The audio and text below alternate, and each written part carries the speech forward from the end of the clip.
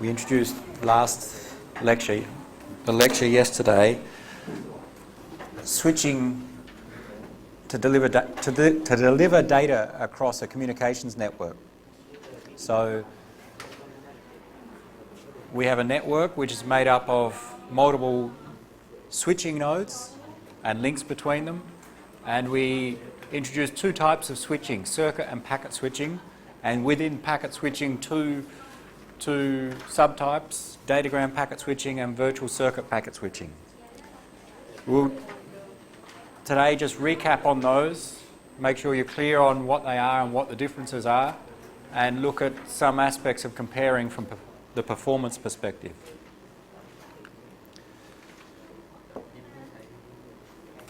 Circuit switching, for example, used in telephone networks. Circuit switching involves setting up a path before we send our data. My source device, the station, sends some special message to the destination, and all the switches along the way, when they receive this request in circuit switching, they check do they have enough resources to support this requested data transfer. For example, a voice call. So they check if they have enough resources. If they do, they accept. If they don't, they reject the request, and the connection is not set up. If all the switches along the path accept the request and the destination accepts and responds, then the connection or the circuit is set up, and then the data is transferred from source to destination.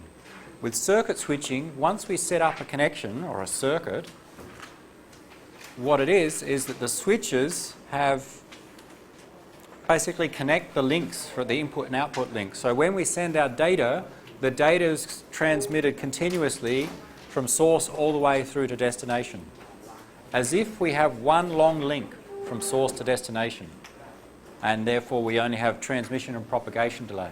There's no processing of the data inside the circuit switches.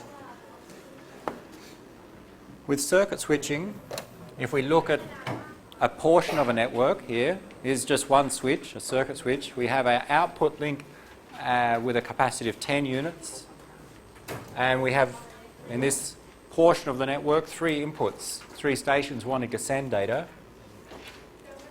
Then let's look at what data they may want to send first, and then see what happens with circuit switching. The applications on A, B and C want to send data to some destination. The rate at which they want to send data may vary over time. When I'm accessing a website, sometimes I'm sending some small requests, sometimes I'm sending nothing. The rate is changing from 0 up to some value. So the sending rate may vary over time depending upon your application. When you're talking using Skype, sometimes you're talking and sending data, sometimes you're not talking and you're listening, so you're not sending data. When you're using Facebook or some instant message application, sometimes you're sending data, sometimes not. So for an application, the rate at which you want to send data changes over time. Let's try and put some numbers to that and just make up some numbers. Say that the rate at which A wants to send varies between, let's say, 1 and 3. I haven't put units here. For simplicity, let's say the capacity is 10 megabits per second, and the rate that A wants to send is between 1 and 3 megabits per second. Sometimes it sends at 1, sometimes at 2, sometimes at 3. Changes over time. And for B, between 2 and 5. And for C, between 2 and 7. That's the rates at which the applications want to send. With circuit switching, let's say A initially wants to set up a connection. So they send a special connection request through the network. At this switch, the request is for, let's say, the maximum. I send a request and I want to reserve 3 units. 3 megabits per second. This switch says I have a capacity of 10, no one else is using it, let's accept this request and allocate of the 10, 3 to source A. So we allocate 3/10 of the capacity to one source node.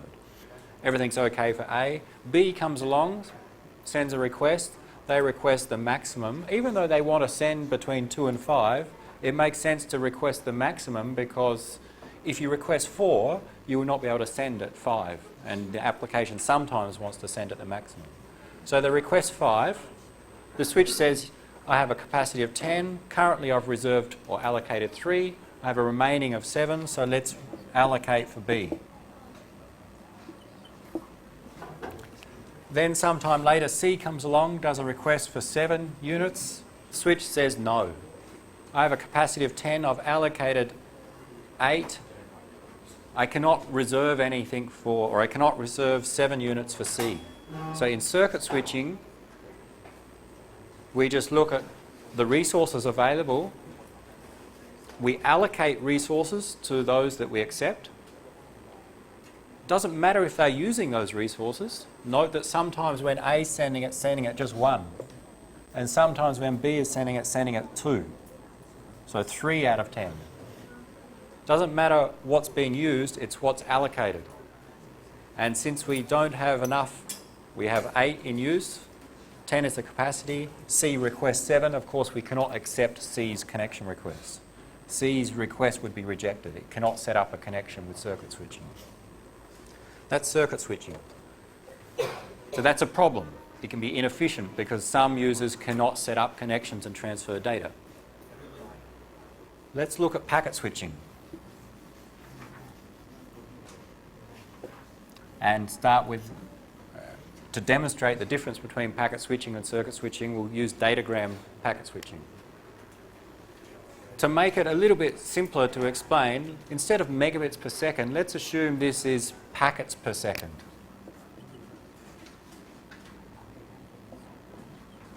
The capacity, the switch can send out 10 packets per second. Coming from source A is between 1 and 3 packets per second. Sometimes 1, sometimes 2, sometimes 3. And B, 2 and 5 packets per second and 2 and 7 packets per second. So just change the units to help with the example. With Datagram packet switching, there's no concept of setting up a connection. We just send our packets. Okay? So with Datagram packet switching, A has packets to send, it sends them. The sending rate ranges between 1 and 3. For our example, let's say the sending rate of 1 is 2 packets per second at this point in time. Later it may change. And the sending rate of B is, let's say, for an example, 3. It's between 2 and 5. And for C, it's 4. So at this point in time, A is sending 2 packets per second, B 3, and C 4. Total coming into the switch is 9 packets per second. The switch has a capacity to send 10 packets out. So what we can think is the switch has some buffer or some memory, a queue. What happens, packets come in, stored briefly in the memory, and then we send out 10. So let's say every second, 7 come in and 10 go out. Why did I say 7? 9 go in, 2 plus 3 plus 4.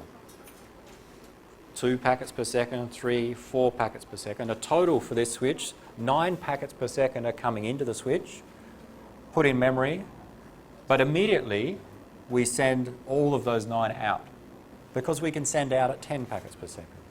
So if 9 come in, we can send them all out. So nothing is stored in the buffer after we send those 9 out. So coming out, we could say every 1 second there are 2 packets for A. It's sending 2 in, they get sent out immediately. For B, 3, and for C, 4. Everything's okay because the sending rate is lower than the output rate. We can send everything that comes into the switch. Nothing needs to wait. But the sending rates change over time. Let's say they go up. For C, it goes up to 6. A is sending 2 packets per second in, B 3, C 6. So a total coming in is 11 packets per second. So we can think 11 of those packets in 1 second are put into the memory in the switch, and immediately 10 of those 11 are sent out, leaving 1 in memory. Which one, we'll say in a minute. So in this case, with packet switching, the total input to the switch is greater than the output. 11 coming in, 10 going out.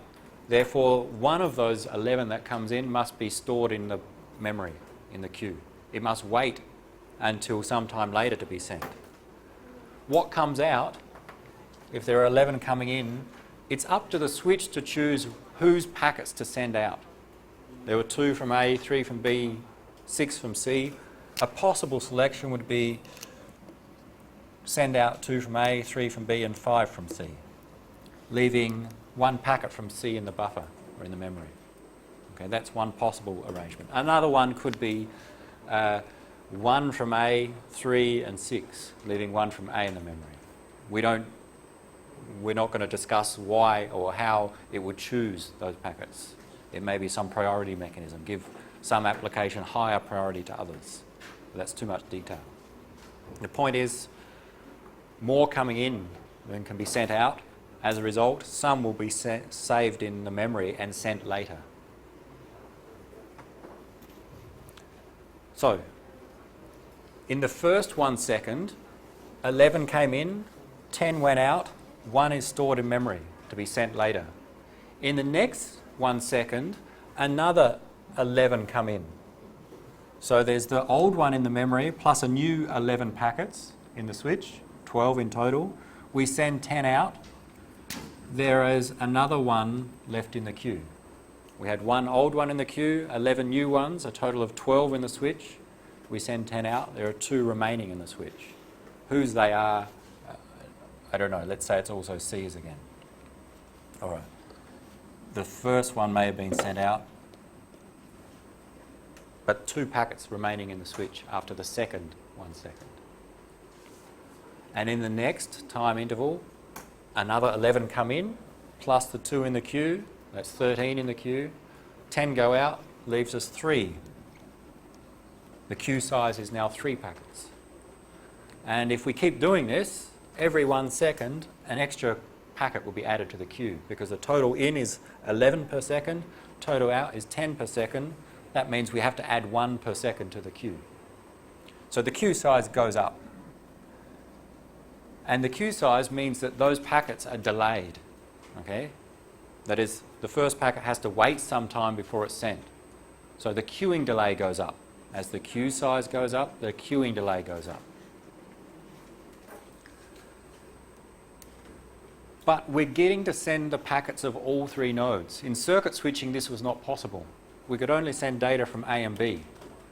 In packet switching, all of them get to send, and let's try even, well, all of them get to send, and they could even send at their maximum sending rate, 3, 5 and 7. There'd be a total of 15 coming in, 10 going out, so every 1 second 5 would be added to the queue, okay, if we were sending at 3, 5 and 7. So the higher the sending rate, the more likely the queue size will grow and the queuing delay will go up. If we reduce the sending rate sometime later, C slows down back to 2, for example. We have 3 packets currently in the queue. C reduces the sending rate. Now that coming in is 2 plus 3 plus 2, 7 come in. There's already 3 in the queue, so there's 10. We transmit all 10 of them out. Our queue is empty. We've just removed the old ones from the queue because this incoming sending rate was much lower than the output rate. So with packet switching, depending upon the sending rate, we can deliver the packets at the expense that the queuing delay may go up. The time spent in the queue goes up. But we still get to allow A, B and C to send their data. Sometimes they can send at their maximum rates, so long as they don't maintain that maximum rate. If they're always sending at 3, 5 and 7, our queue size would go up and up and up and up, and eventually the queue would be full. And when the queue is full and another packet comes in, something needs to be dropped. It's lost, and that's a bad thing, losing packets. So it works well if the sending rate varies over time, and which is typical of applications. When you browse websites, instant messaging, some multimedia applications, the sending rate changes over time, and therefore packet switching is well suited because you can cope well with a dynamic sending rate. The network is efficient in that we most times are using the full capacity of the link. We don't waste resources, and at most times we allow the sources to send at what they want. So that's where it can be an advantage compared to circuit switching.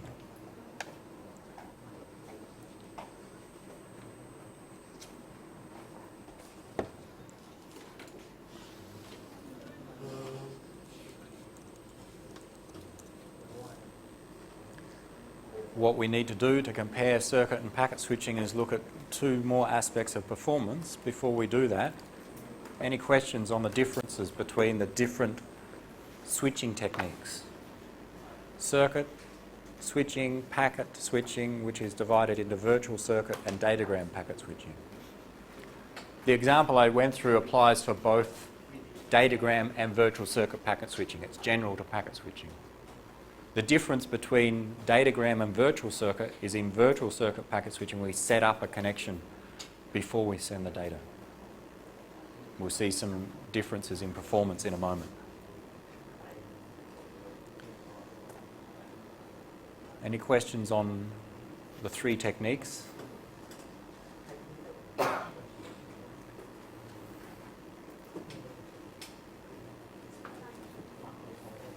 The previous slide, not the next one, we'll come back to that.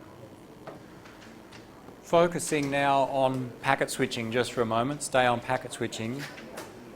We want to see how the size of the packet impacts upon the time to deliver the data. Okay, so our source has some data to send to the destination. It sends it across the links using datagram packet switching, for example. How long does it take to get the data from source to destination? What we want to look at in this example is what's the impact of the packet size on the time it takes.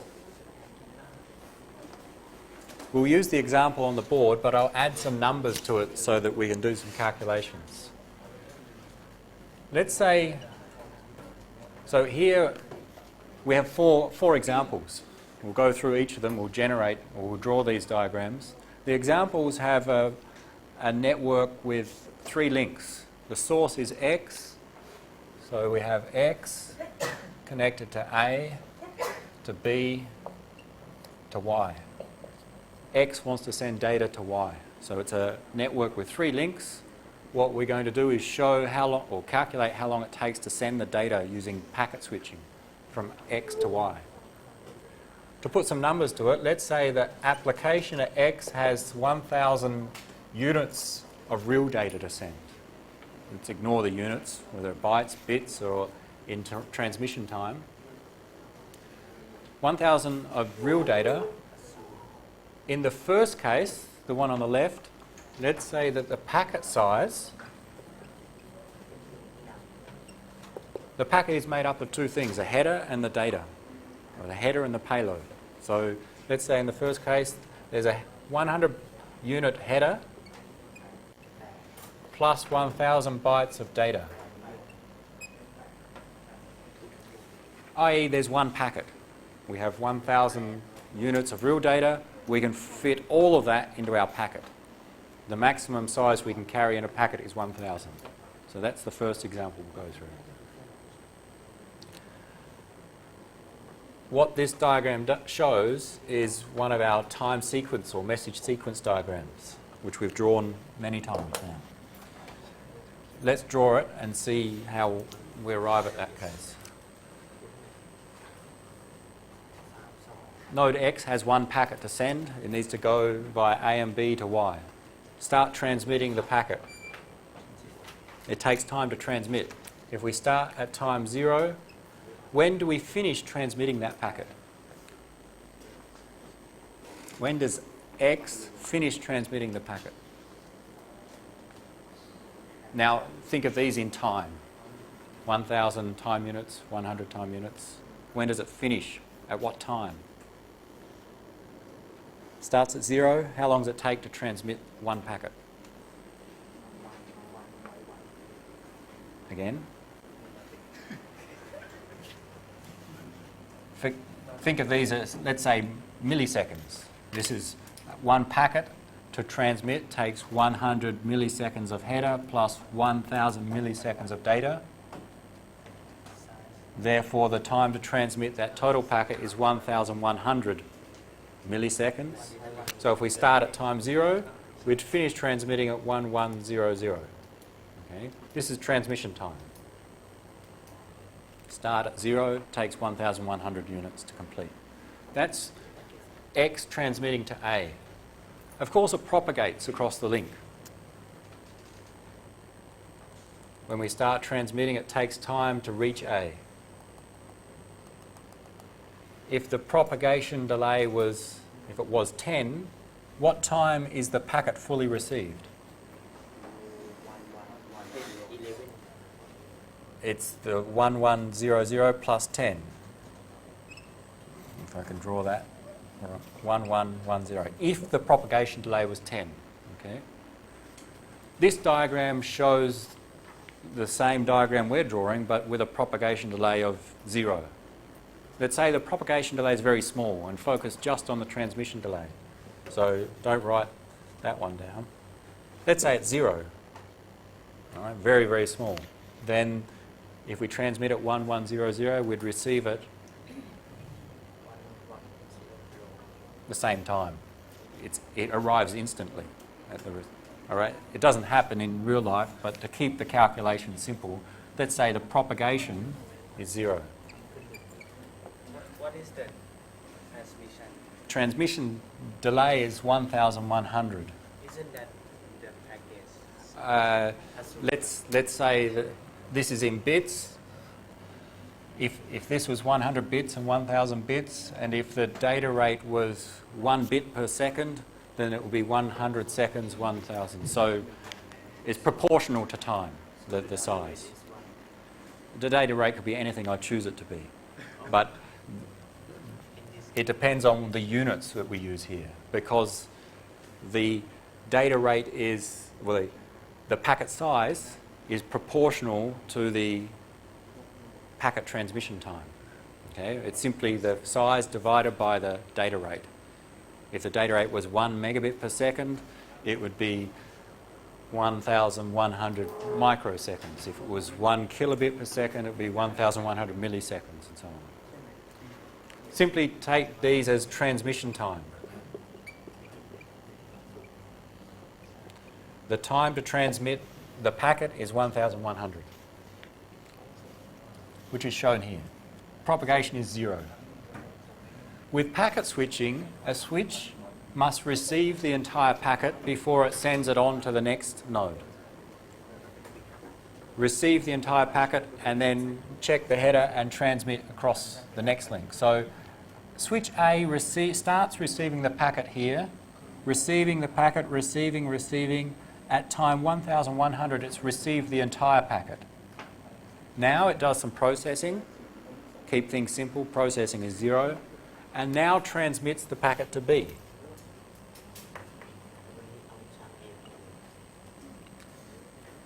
And if we start transmitting at 1,100, same size packet, it's the same packet, we'd finish at 2,200. So 1,100 plus the transmission time. That's when A finishes transmitting the packet to B. Of course, it propagates, but it takes 0 time units to propagate, so it arrives at 2,200. And when it's fully arrived at B, which is a switch, transmits it onto the destination Y.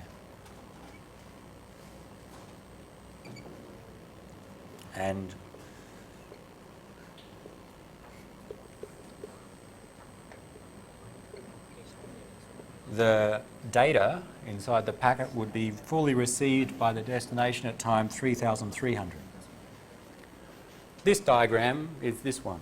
Okay, it's just simplified a bit here. X, A, B, Y. First transmission, X to A to B, B to Y. Okay, it's just I've put some numbers to it and given the details there. So let's see how long it takes to deliver the data using packet switching. In this case, with one packet containing 1,000 bytes, bits, whatever we want to call these, whatever units we use, it took 3,300 time units. Okay. Simply 3 times, because we need to transmit that packet 3 times. One, then the other, then the other. Okay. 3 times 1,100. Let's change the packet size and see what happens. And you'll get the second diagram.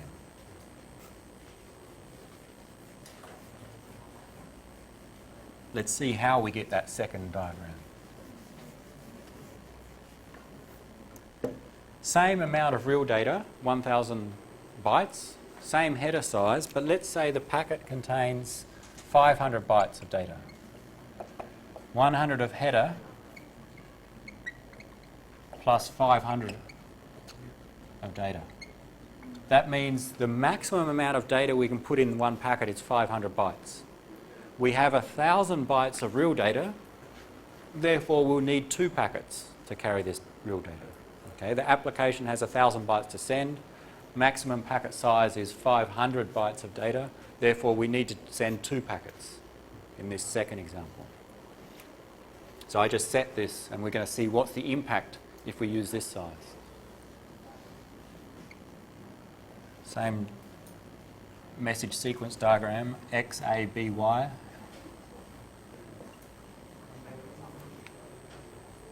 So the time to transmit a packet will be 600 time units, 100 plus 500. Start at time 0, transmit the first packet. Node X transmits the first packet and then immediately transmits the second packet. So transmit the first packet and then the second packet. It takes 600 units to transmit one packet. So from 0 to 600. Finish transmitting the second packet, 1,200. So from the source's perspective, it finishes transmitting all of the data packets at 1,200. In the first example, it finished transmitting the first packet at 1,100. The reason it's slightly larger is because with 2 packets, we now have 2 headers to send. In the first case, we had 1 packet, therefore 1 header plus 1,000 bytes. In this case, we have 2 packets, the 1,000 bytes plus 2 headers, because we have 2 packets. So slightly longer to transmit those packets.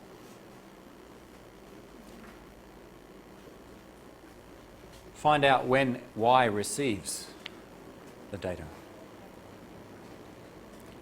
Follow through and see when does Y receive the data.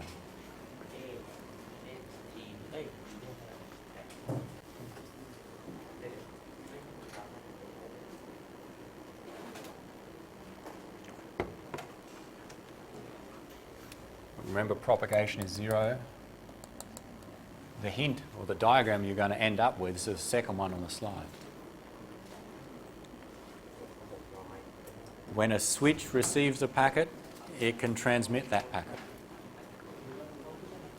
So see what happens. Every packet takes 600 time units.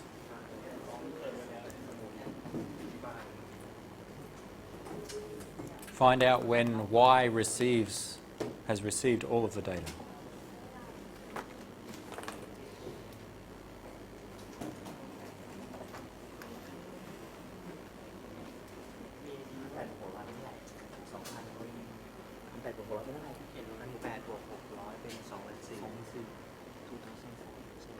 That's correct. X sends packet 1 to A. When A has fully received packet 1, it can start transmitting it to B. And note, this is what's different from before. What's happening, switch A has two links. One is a link to X and another link is to B.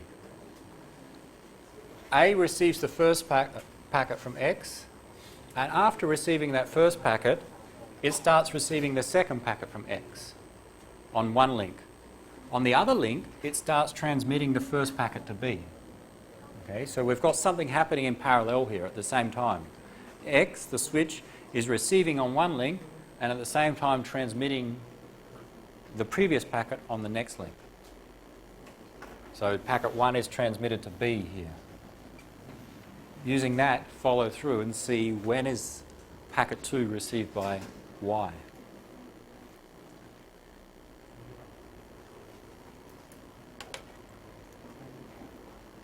What's the total time to deliver?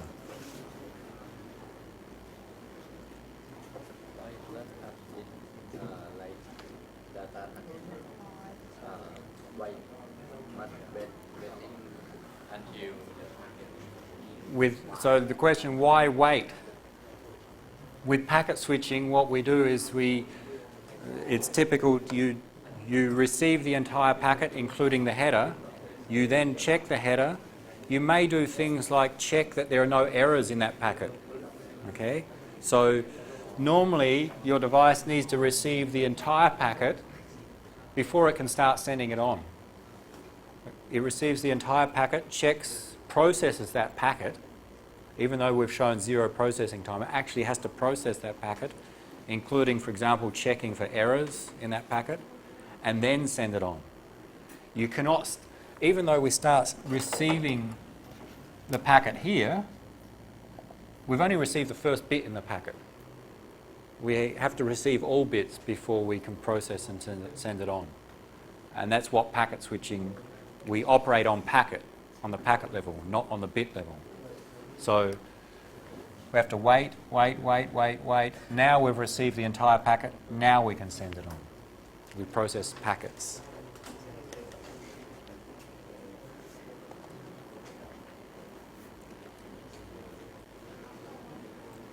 Some people have the correct time. Anyone else? What's the time in which Y receives packet 2? You either draw your diagram again or you use the second one on the slide. It's the same. Or it should be the same if you get it right.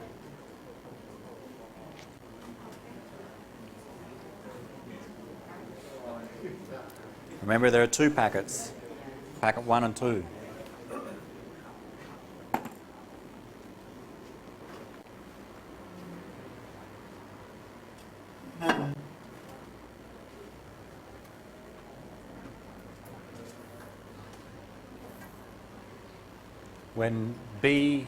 When A receives packet 1, it can transmit packet 1. And similar, when A receives packet 2, it should then transmit packet 2 to B. So immediately after 1 is transmitted to B, packet 2 is transmitted to B. Draw that.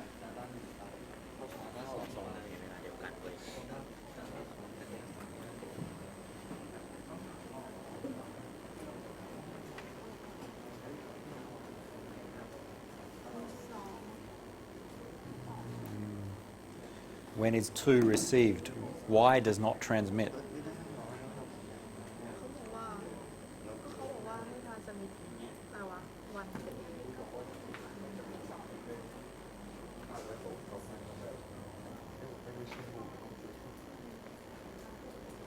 When does, when is it received? 2,400? Good. Well done.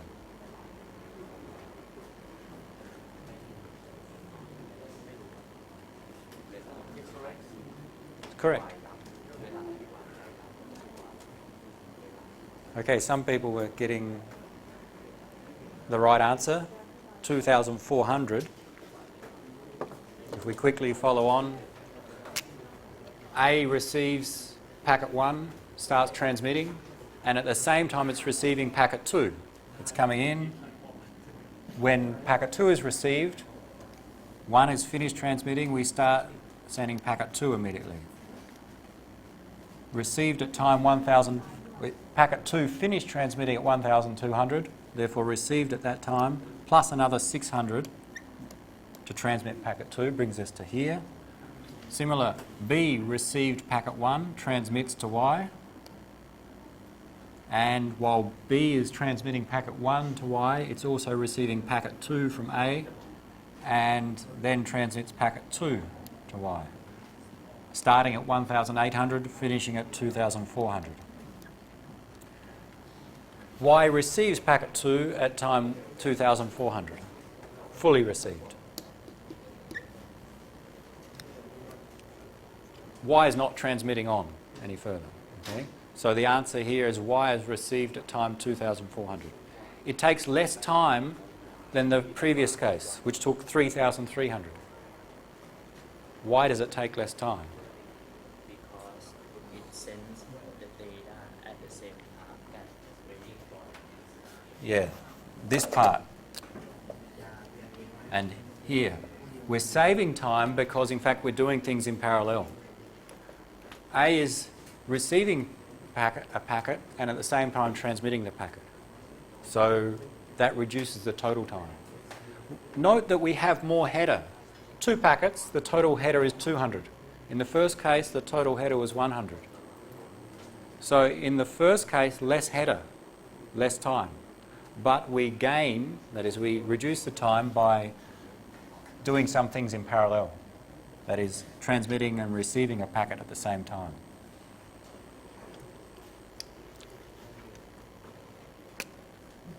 The third diagram, 100 header. How big's the data in the third diagram?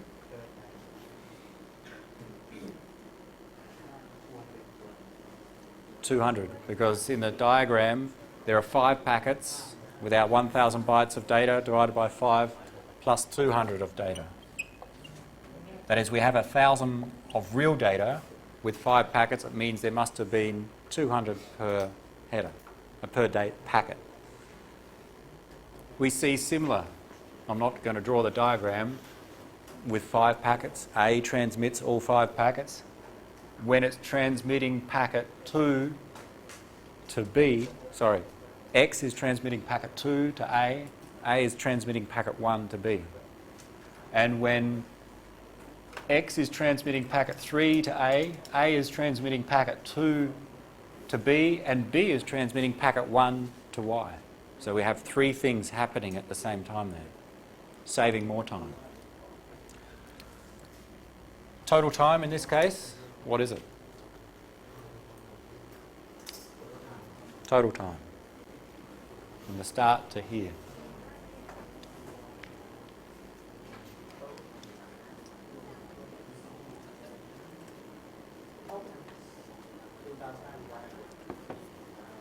$2,100.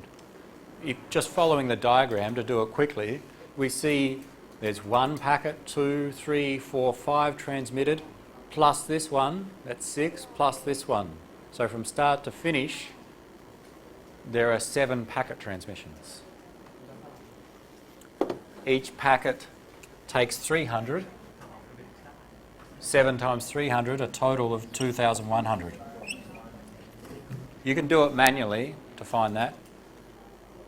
It's less than the previous case. It's less than case 2 and case 1. That is, we spend less time. It's better. The last one, packet size is 100 plus 100.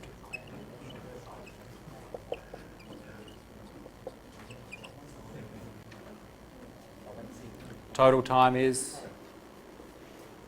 so now we have 10 packets, 10 small packets, plus some header. So the blue rectangle is the header. What's the total time?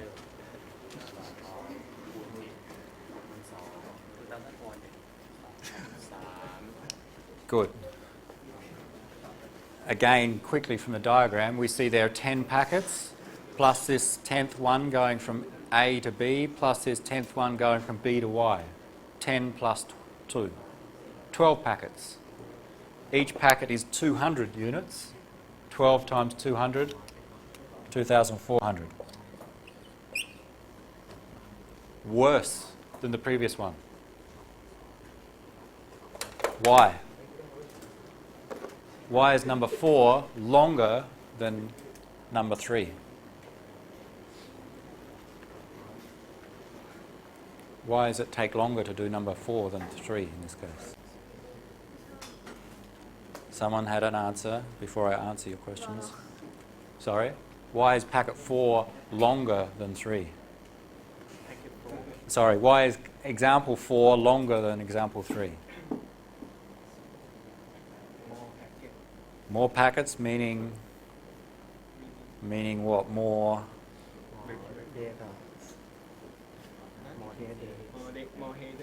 header. If you count the total of header in here, you'll see because we got more packets, we got more time spent sending non-data. So it takes more time in total. Yeah. This one is receive one, right? Mm-hmm. And has 600 for transmission delay. Yes, in the second case it was 600 to transmit each packet. So X transmits 2 packets to A. At the same time that packet 2 is being received, A is transmitting packet 1 and then transmits packet 2. So at time 600, A has received packet 1. Therefore, at time 600, it starts sending packet 1.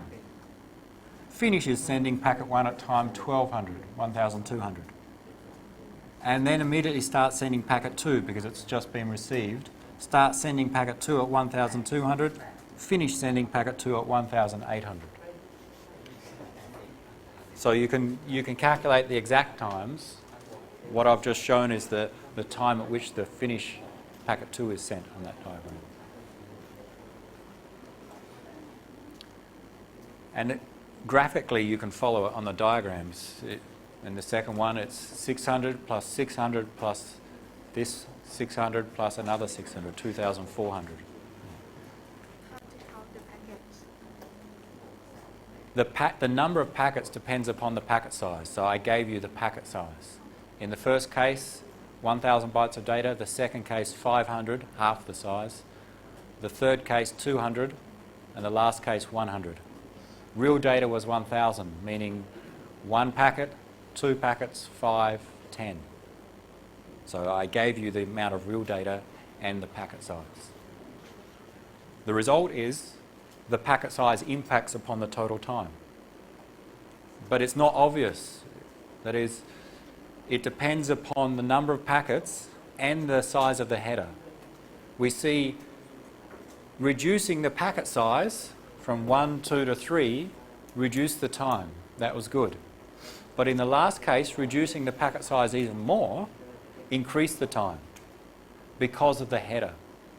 Reducing the packet size means more header transmitted, more header, because 10 headers as opposed to 5. But having more packets means we can do things in parallel. Here we're transmitting 3 packets at the same time. So there's a trade-off there. You can calculate how long, what's the optimal case. It depends upon the number of links. With 3 links, the best we can do is be sending and receiving 3 packets at the same time. That is, here we're sending packet 5, packet 4 and packet 3. We can only be doing 3 packets at the same time because we only have 3 links. So the best case with 3 links is to be having 3 packets in parallel. In this case we have, just because we only have 2 packets, we cannot send 3 in parallel because we're limited in the number of packets. So we can only have 2 in parallel. So it's suboptimal. Going further, it just increases the header size relative to the total size. If you had 4 links, you'd ideally like to have 4 packets in parallel. That is 1, 2, 3, 4. That is, you need to have at least 4 packets to do that. With 2 packets, you cannot be transmitting 4 at the same time.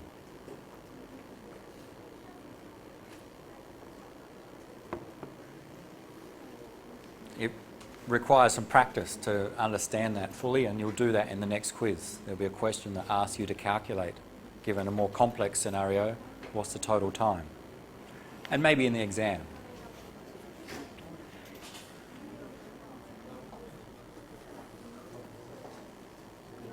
This is just for packet switching, and it means that you need to carefully choose the packet size for your network.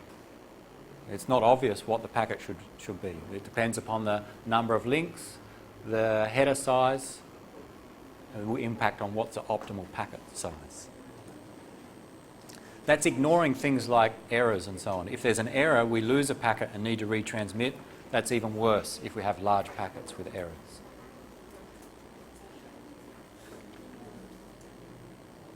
We've got one more quick example to go through and we're finished on this topic. Any questions on this one before we move on? Try and calculate them, and then in the quiz, spend some time trying to solve the quiz question.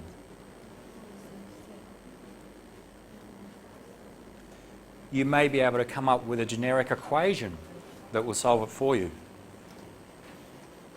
For example, in an exam, I may not give you 10 packets, I may give you 1 million packets. You cannot draw them all. So you need to think about, okay, what happens if I have 1 million packets in that case? So it's not you can't just solve it by drawing a diagram. Sometimes you need to think, okay, what would happen? What's the pattern that I'm seeing there?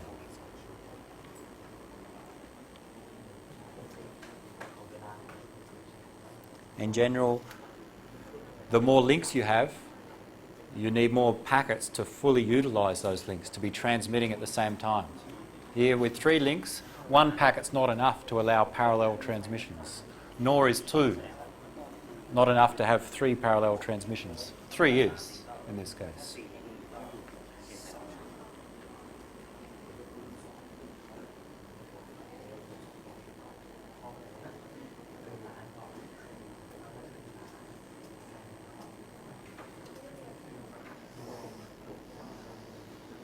That was for packet switching, but only for the data transfer. What this slide, and it's the last one we'll cover, it summarises with an example what happens with the left one is circuit switching. So you should label them. Circuit switching. The middle one is virtual circuit packet switching, and the right one is datagram packet switching. So we can see the differences in the timing between those 3 approaches now. Circuit switching, virtual circuit packet switching, datagram packet switching. Virtual circuit's the middle one. What is this? Datagram packet switching. This is if we just send packets without setting up a connection. Datagram packet switching. Remember, there are 2 types of switching, circuit and packet, but within packet switching, 2 subtypes. Focusing on the right one, the datagram packet switching, similar to what we just went through here. We just send the data. We do not set up a connection. So I'm at computer X and I press start on my application to start sending data. Then it immediately starts sending the packets and they flow through the network. And the total time to receive the data depends upon the packet size and the number of links. The middle one is virtual circuit packet switching. The data transfer is the same. That is, if you look at these 2 points, between here and here, same. The difference with virtual circuit packet switching is before we send the data, we set up a path or a circuit, a virtual circuit. What we do is we send a special packet from my computer to the switch, to the next switch along the path, until it reaches the destination, and then it sends back a response saying, yes, I'm ready to accept your data. Similar to circuit switching, we set up a path. And then we send the data.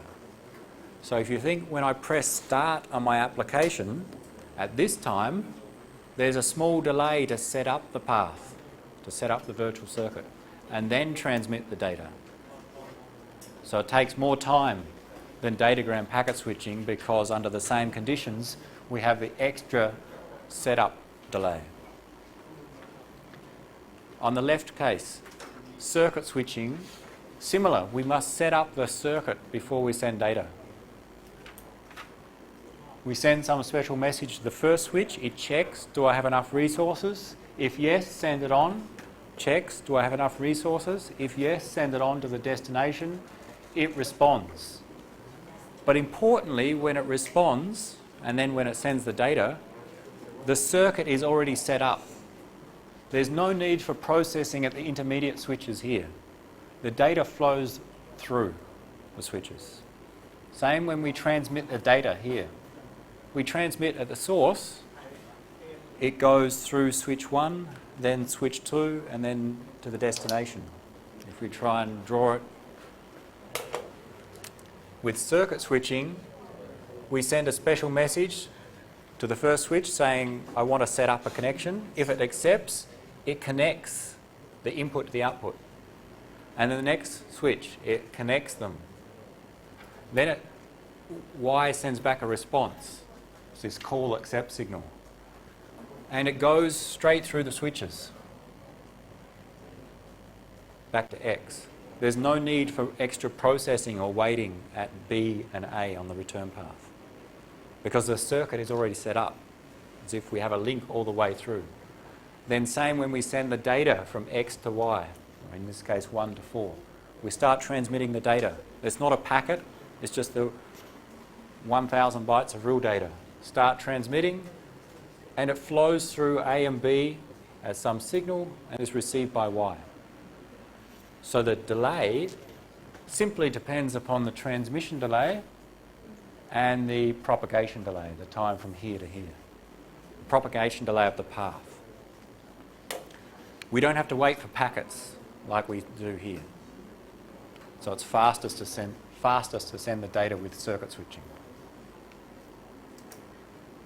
So each of them incur different delays. The first two, we need to set up the circuit or virtual circuit. That incurs an extra delay. Datagram packet switching, fast. Just send the packets. But with packet switching, both of the right two cases, we have this extra delay due to sending headers and waiting for packets. In circuit switching, no headers, just transmit the data all the way from source to destination. So there's again trade-offs and which one's the fastest there.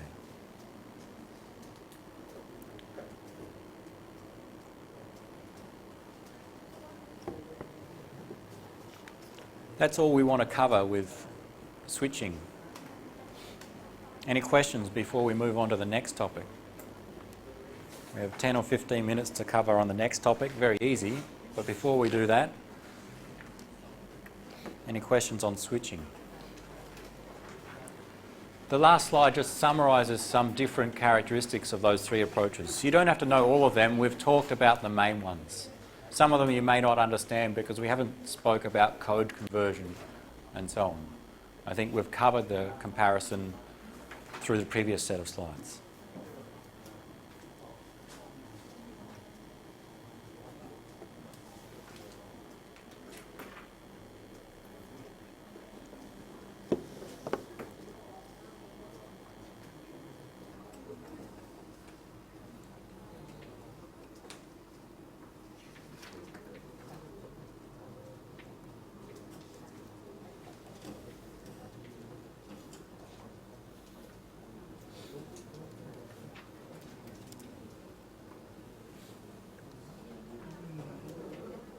We'll just introduce this topic. It's a simple concept, so we'll just give an introduction and next week we'll cover some details. In our communications network, we have a path from source to destination, which we saw in switching, and we send the data using one of those three switching techniques. That's how we get it. But before we do that, we must choose a path. That's what routing is about. Routing is about finding the best route. Route, path, the words mean the same in this topic. To find the best path from A to B, or find the best route from A to B. How do we do that?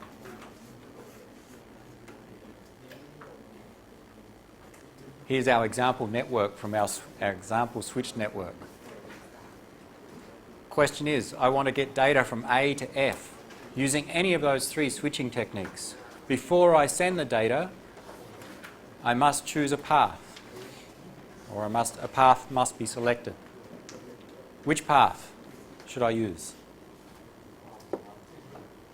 From A to F. 476. Why did you choose 476? Why 476? Someone else said 456. First thing, there are multiple paths. Okay? There are multiple paths. There's another one, 4, 1, 2, 3, 5, 6. So the problem is, since we have multiple paths, choose one. Choose the best one.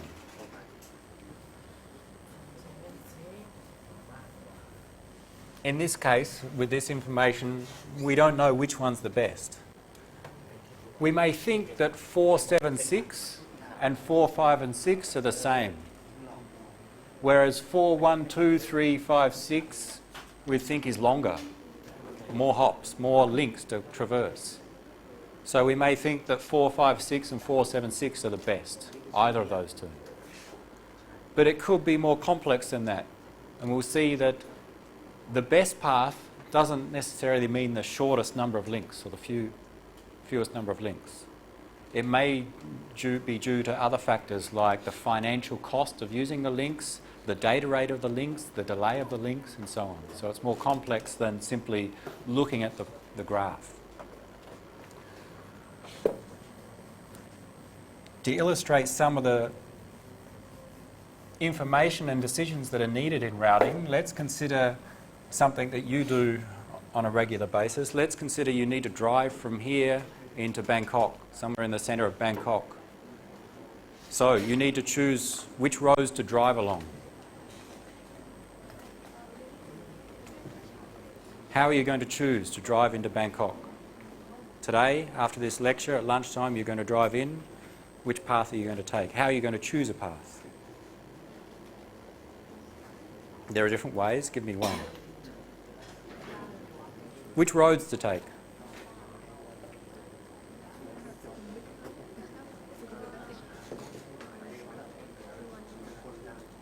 Which roads?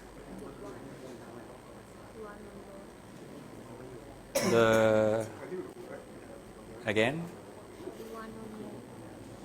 Why did you choose Tivanon Road? There are other paths, aren't there? You could go up to Rangsit and go out that way.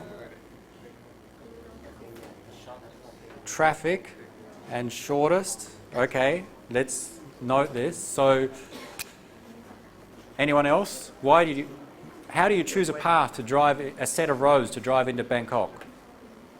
Depends on the traffic. Traffic. So, choose a path which has the less traffic. Choose the roads where there's least amount of traffic. Okay. Distance, maybe another one. Shortest distance. Distance in terms of what? Kilometres, maybe? Do you ever measure the distance? Not before you drive, not very often. We'll come back to that one. What else? Anything else? Less cost. Less financial cost. Highway, tollway. Don't go via the tollway because you need to pay some money. Okay, so you may consider that. There may be some other things. Okay, you may want to avoid a particular area because you think it's unsafe or something. So there are different ways that we can choose the best path. We call these are metrics or cost metrics. That is, they are ways to measure the cost of our path. When I say cost here, I don't mean financial cost, I mean a general cost. If we consider distance, the longer the distance, the higher the cost of using a link. a general cost. So normally we assign costs to links in our network. Same as you assign costs to roads or intersections. You know some intersection, there's always a lot of traffic at it, so you assign a high cost to that intersection and then choose a path which has a lower cost, avoids that traffic, avoids that intersection.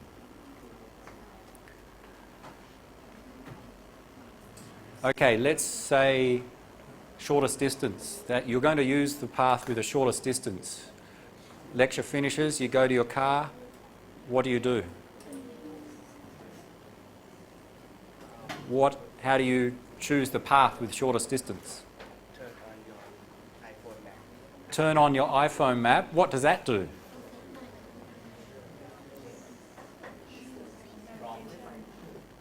Okay, but all right, if you use some navigation software, what do you think it does if you say, choose me the path with the shortest distance? Okay, you've got the current location and the destination. What it does is it takes the road segments, so you think that you can break the roads into different segments. So from one location to some intersection, that's 1.3 kilometres, and then some other segment is 2.4 kilometres. So your mapping software knows the distance of each of those segments, and then there are multiple paths. It applies some algorithm to find, okay, if I take this path, the total distance would be 25.6 kilometres. If I take this other path, it will be 31.2 kilometres. Therefore, the shortest distance path will be chosen. Okay, so for that to work, you need to know the map of Bangkok. Okay, your software has to be loaded up with a map. We would call that the map of the network, or a topology. The arrangement of the nodes and the links between them, and in the terms of driving, the distance of each link. The arrangement of the network is generally referred to as the topology of the network. So we need to know this information. Your software needs to be pre-programmed with a map. What if you want to do traffic? Choose the path with less traffic. What do? Your GPS is not working, your iPhone's not working. What do? Listen to the radio.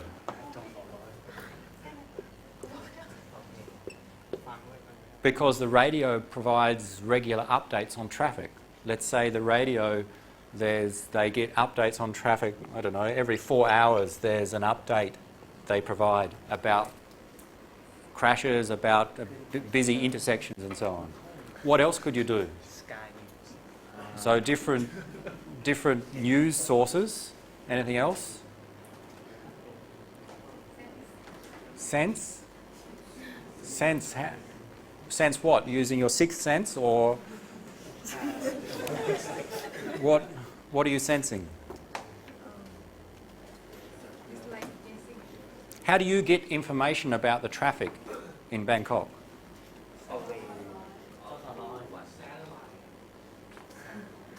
So there are different sources that measure the traffic. For example, helicopters, satellites, there may be sensors through there. How do you get that information? Okay, there are different sources. Maybe there are websites. Maybe the Traffic Information Centre for Bangkok has a website which has some sensors that monitor via the cameras the number of cars. Maybe that's updated every hour. What about another one? Experience. Maybe yesterday you drove into Bangkok and you remember from yesterday they were doing roadworks at some intersection and there was a lot of traffic. So experience, past experiences, what you've seen in the past may also be used. Maybe 24 hours ago. That may be updated every time you drive, your experience. So it's important to know, same in routing in switch networks, to find the best path you need to know something about the network. You need to know some map of the network. Which nodes are in the network, which links. You need to know something about the current usage of the network. What's the current traffic in the network? What's the current usage of the links in the network? So how many packets are being sent through some links, because that increases the amount of traffic. And importantly, that information may be more up to date. Some information may be more up to date than others. Let's say you only use your past experience to choose the path with the least traffic. Yesterday you recognised there was a lot of traffic at one intersection, so today you avoid that intersection. That could be wrong, because maybe today they fixed the problem of that intersection, so in fact you shouldn't avoid it. So depending upon how up to date your information is, the more up to date the information is, the more likely you'll choose the best path. Okay? If you get regular updates about the traffic, more likely you'll choose the path that avoids the traffic jams. Okay? So it's important to get up to date information. The problem we'll see in real communication networks is to collect this information, there's some overhead involved. The more up to date the information is, the larger the overhead in learning that information. Somehow you need to learn that information. So those are some of the aspects that we need to consider with routing. What we'll just do in the next 5 minutes is summarise some of the terminology, and I think we'll finish there.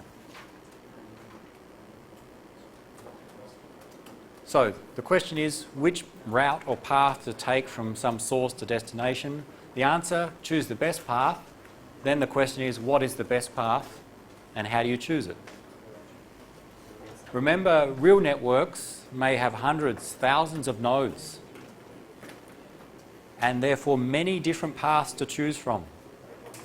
You cannot just look at the picture and choose the best path, not when there's thousands of nodes here, because there may be thousands of paths that are possible.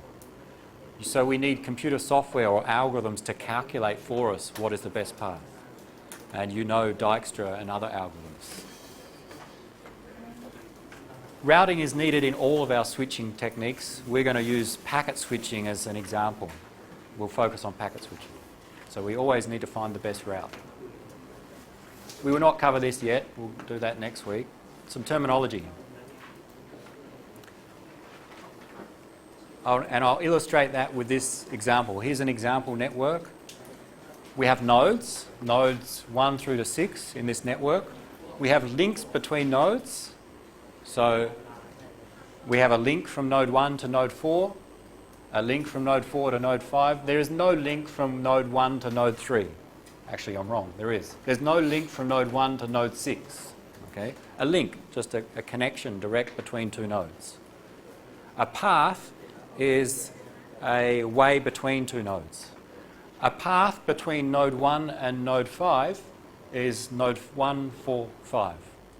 Another path from 1 to 5 is 1, 4, 2, 3, 5. So there are multiple paths between a pair of nodes. A path from 1 to 4 is 1 to 4. A link, this is one link, it also can be a path. Okay? So a path is one or more links. Terminology, that's all. What else? The arrangement of the nodes and the links between them we refer to as the topology. It's like our map. It's like our map of the roads. It tells us who is connected to who. So this is one topology. If I remove this link, then we have a different topology. And we may need a different solution for finding the best path. We assign costs to links. And that's what the numbers are on next to each link or next to each arrow. The costs come from the metric that we choose. Let's say the metric we choose was distance. Then these numbers would indicate the physical distance between node 1 and node 4. 1 kilometre, for example. 2 kilometres from 1 to 2. So we give a cost, a generic cost to each link based upon the metric we choose. Don't confuse the cost here with financial cost. Financial costs is, okay, the cost in baht to do something or to send packets. When I say cost here I mean just some number that measures the value of, or the value for that link and how much it costs to use that related to a specific metric. If we could measure the amount of traffic on each link, then we could assign numbers to indicate the cost of using that link. The higher the number, the larger the cost. And the problem for routing is simply once we know this, if I want to find a path from 1 to 5, we find the path with the least total cost. If you check, I think it would be 1, 4, 5. The total cost is 1 plus 1. The total cost is 2. What's the best path from 6 to 1? From 6 to 1 in that case. Find the best path.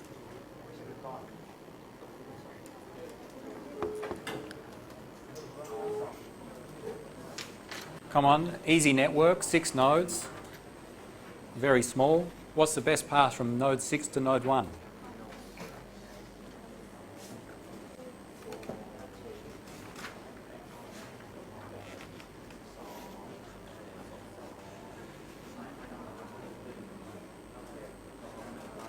Not obvious, okay? You cannot just look at it and see the answer. You need to somehow calculate, okay, I could try all possible paths. 4 plus 1 plus 7 is 12. 8 plus 5 is 13. Sorry, 8 plus 8 is 16. So that path is no good. This is the shortest so far, 12. 8 plus 6 plus 3, well, that's not the shortest or the least cost. Try all the paths. Well, for example, Dijkstra algorithm will calculate that for us. So there are algorithms that will calculate, given this information, what is the least cost path from one source node to one destination node. Even with such a simple network, it's not something that you can immediately calculate. I don't know what the answer is in that case. I can't remember. You can find it from those. 6, 5, 4, 2, 1, I think sounds good. Because you see from 4 to 1, the cost is 7. From 4 to 2 to 1, it's 2 plus 3 is 5. So it's cheaper to go from 4 to 1 than 4 direct to 1. And the last thing we see here is that links may have different costs in each direction. If the cost is, for example, related to data rate, think of your home ADSL link. On the download speed is faster than the upload speed. So it's possible on one link between two nodes that the costs in each direction could be different. It's cheaper to send from 1 to 4 than it is to send from 4 to 1. That's possible.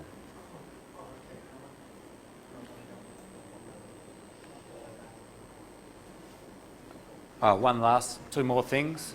A hop is the traversal of one link. In the least cost path from 6 to 1, how many hops? 3. From 6 to 1? 3.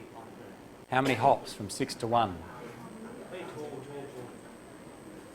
The least cost path. I think someone calculated the least cost path from 6 to 1 is 6, 5, 4, 2, 1. Which is 1, 2, 3, 4 hops. A hop is the traversal of one link. The number of hops is the number of links in that path. Okay? So we say there are 3 hops from node 1 to node 6 on this path. It's just some terminology. And the last thing, how many neighbours does node 1 have? How many neighbours does node 1 have?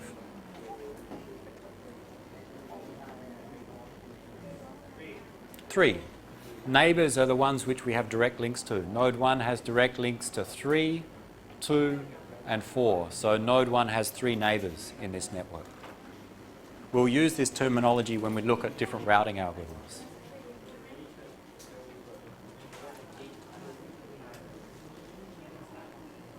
So given a topology and costs assigned to links, we can use some algorithm to find the least cost path or the least cost route, referred to as least cost routing. Choose a path with the least costs, where the cost of a path is the summation of the cost of the links in that path. The cost of the path from 1 to 5 is 2. So we just sum up the cost of the links. What we need to cover is what different metrics do we have in real networks? How do we update information? And what are some ways for calculating the least cost paths? And we'll do that next week. Any questions? That's enough for today. Any questions on the introduction to routing? Most of it's obvious so far. It's stuff you know, but maybe you haven't heard in this terminology. Everyone remembers Dijkstra? Yes, you'll remember it. Dijkstra, remember, is a way to find shortest paths in a graph. We have a graph. Dijkstra, find the shortest path in some graph. You have a graph or a network. Find the least cost path from one node to another. Dijkstra is one algorithm for solving that problem. It'll tell us which are the best paths in the network, and it's used in real routing protocols. Enough for today. There'll be a quiz on switching, which will have some simple multiple choice plus 2 or 3 calculation questions. Maybe today or tomorrow will be released.